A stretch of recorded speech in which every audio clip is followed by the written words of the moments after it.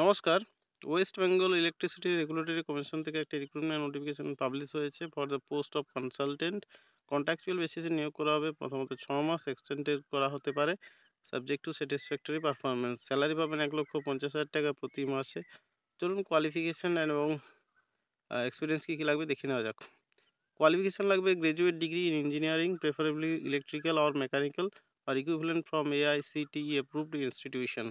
Experience preferable দেখুন, not mandatory. At least 15 years working experience in power sector, generation or transmission or distributions, with 5 years in managerial capacity with either in the field or corporate. The selection committee may relax the criteria in case of meritorious performance. Competencies অর্থাৎ দক্ষতা কী কী লাগবে? Good understanding of power sector, especially of the Electricity Act 2003, policies, rules and regulation under the act. Experience in electricity regulatory matters will be added advantage.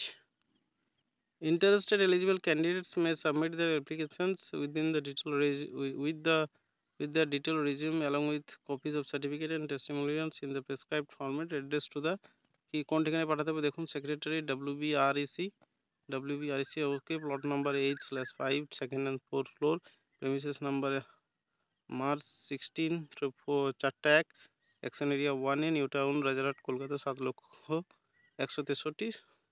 15ই মে এর মধ্যে আপনাদের চিঠিটা পৌঁছাতে হবে 5টা PM। Incomplete applications or applications in different format or applications not accompanied by supporting documents are liable to be rejected.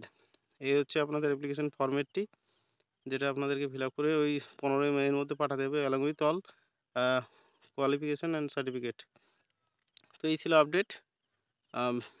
যদি ভিডিওটি useful মনে হয় চ্যানেলটিকে সাবস্ক্রাইব করতে পারেন ইচ্ছা হলে, না হলে নাও করতে পারেন। দেখা হচ্ছে নেক্সট আপডেটে, ততক্ষণের জন্য বাই বাই, ভালো থাকবেন।